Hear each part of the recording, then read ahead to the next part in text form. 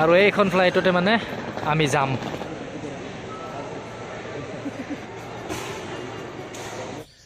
Welcome back to my YouTube channel B blogs.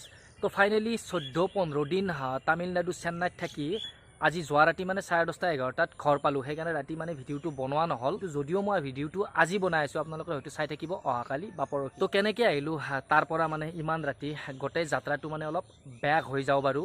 গতিকে তাৰ পৰা গোটেই যাত্ৰাটো চাই আহক ইয়ালৈ।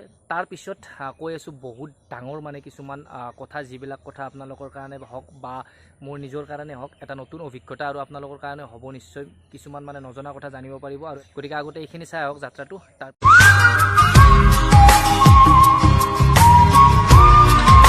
তো এতিয়া আমি আহি এয়াৰপৰ্টৰ ভিতৰত আছোঁ। ইয়াত বৰ্ডিং পাছটো লৈ ল'ম আৰু বেগবিলাক দি দিম ইয়াত। আৰু বেগ চেক দি এইফালেৰে আমি ওলাই আহিলোঁ আৰু এয়াৰপৰ্টৰ ভিতৰত গোটেই দোকান আৰু এইফালে আছে মানে এখন ৰেষ্টুৰেণ্ট KFC, ইয়াত বহি খাব পাৰে ধুনীয়াকৈ।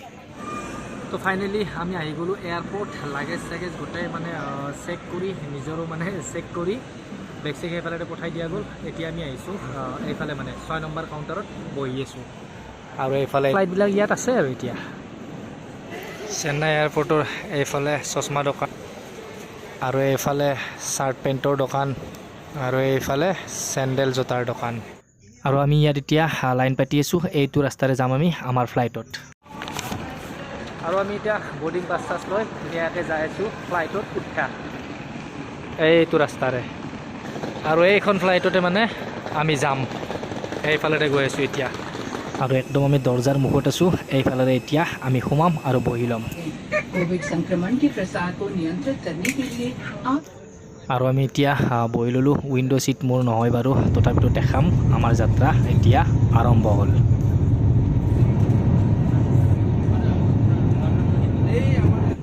আৰু এনেকৈ মেঘৰ মাজে মাজে প্ৰায় 2 ঘণ্টা 20 মিনিট আমি আহি এতিয়া আজৰা এয়াৰপৰ্টত লেণ্ড কৰিব। আৰু ফাইনেলি আহি গ'লোঁ লোকপ্ৰিয় গোপীনাথ বৰদলৈ বিমানবন্দৰ, মানে গুৱাহাটী আহি পালোঁ এইফালে। আৰু এইফালেৰে আমি এতিয়া নুমিব লাগিব। আমাৰ গুৱাহাটী এয়াৰপৰ্টৰ মানে সৌন্দৰ্যতাই বেলেগ।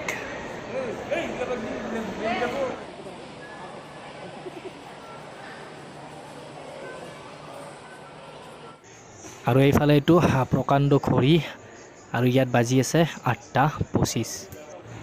আৰু এইফালে আমাৰ বেগবিলাক আহি আছে, বেগবিলাক ল'ম আৰু ইয়াৰ পৰা বিদায় ল'ম।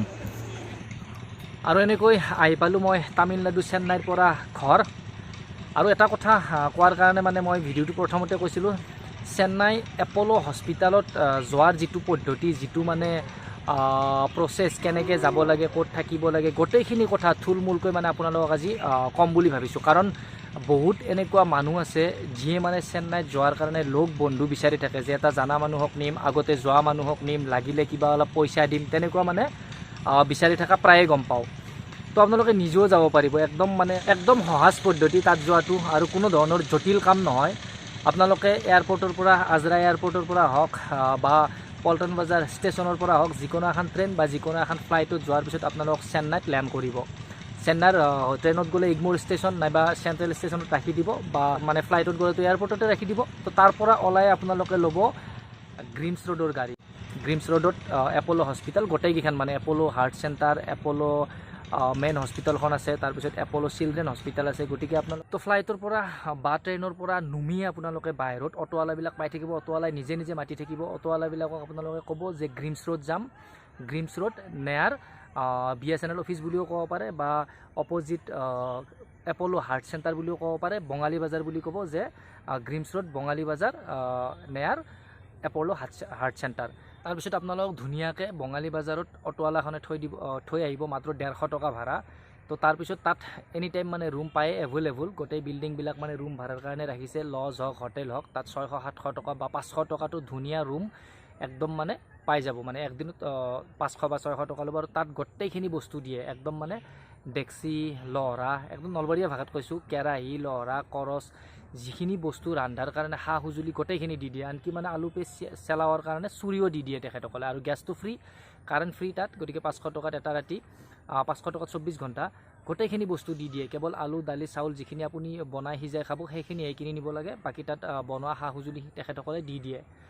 তাৰপিছত এতিয়া মানে গৈ পোৱাটো হ'ল, ৰুমত থকাটো হ'ল। তাৰপিছত আপুনি যেতিয়া এপ'ল' হস্পিটেল যাব, চিধা আপুনি মানে ৰাস্তাৰ পৰা ওলালে দেখিব এপ'ল' ইমাৰ্জেঞ্চি বুলি এখন বেনাৰ আছে, তাৰ পৰা চিধাই যাব। আৰু এপ'ল' হস্পিটেল পোৱাৰ পিছত তাত মানে নিজাকৈ ৰেজিষ্ট্ৰেশ্যনটো কৰি ল'ব লাগে। বাহিৰত কম্পিউটাৰ থাকে, নাজানিলে তাত মানে আই কাৰ্ড লৈ কিছুমান কৰ্মচাৰী থাকিব, ক'লে হ'ল যে মোক ৰেজিষ্ট্ৰেশ্যনটো কৰি দিয়ক। তাত ধুনীয়াকৈ ৰেজিষ্ট্ৰেশ্যন কৰি ফাইলটো বনাই দিব আৰু কোন ডক্টৰক দেখাব সেই ডক্টৰটোৰ নাম নিজাকৈ দিলে ভাল, অলপ মানে সোনকাল দেখাব পাৰি। গতিকে যি বিভাগত দেখাব তাত যাই সুধি ল'লে হ'ল সেই বিভাগৰ ভাল ডাক্তৰ কোন, তো সেই ডক্টৰটোৰ নামটো নিজে দিব লাগে। তাৰপিছত ধুনীয়াকৈ ফাইলটো লৈ যাব, ডক্টৰে মাতিব, প্ৰচেছ আৰম্ভ। আৰু প্ৰচেছ যেতিয়া আৰম্ভ হ'ব তাৰপিছত আপুনি নিজে নিজে গম পাই থাকিব ক'ৰ পৰা ক'ত যাব লাগে, ক'ৰ পৰা ক'ত যাব লাগে। তাত লিখি লিখি দি থাকিব যে মানে পৰীক্ষা নিৰীক্ষা ক'ত কৰিব লাগিব, পৰীক্ষা নিৰীক্ষা কৰাৰ পিছত ৰিপৰ্ট ক'ত ল'ব লাগিব, তাৰপিছত কোনটো কাউণ্টাৰত কোনটো কেই নাম্বাৰ মানে ৰুমত গৈ পইচাটো আপুনি পে'মেণ্ট কৰিব লাগিব। গোটেইখিনি বস্তু তাত মানে নিজে নিজে হৈ থাকিব। গতিকে একেবাৰে সহজ। যেতিয়ালৈকে গৈ পোৱা নাযায় তেতিয়ালৈকে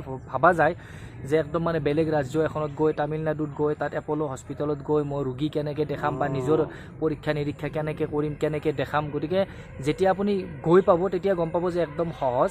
যাই পোৱাৰ পিছত তাত ৰুম চুম লোৱাখিনি অলপ মানে মুস্কিল, অচিনাকি জেগাত।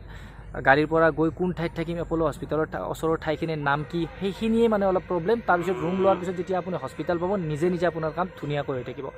তো এইখিনিয়ে আছিল আৰু ভাবিলোঁ আপোনালোককো জনাই দিওঁ। যদি কাৰোবাৰ কিবা সন্দেহ আছে তো অলপ ভয়টো কমকৈ খাব এতিয়া, যিহেতু গম পালে। মই খুব ধুনীয়াকৈ কৈ দিলোঁ মানে কেনেকৈ গোটেইখিনি কাম কৰিব পাৰি এপ'ল' হস্পিটেলত চিকিৎসা কৰিব গ'লে।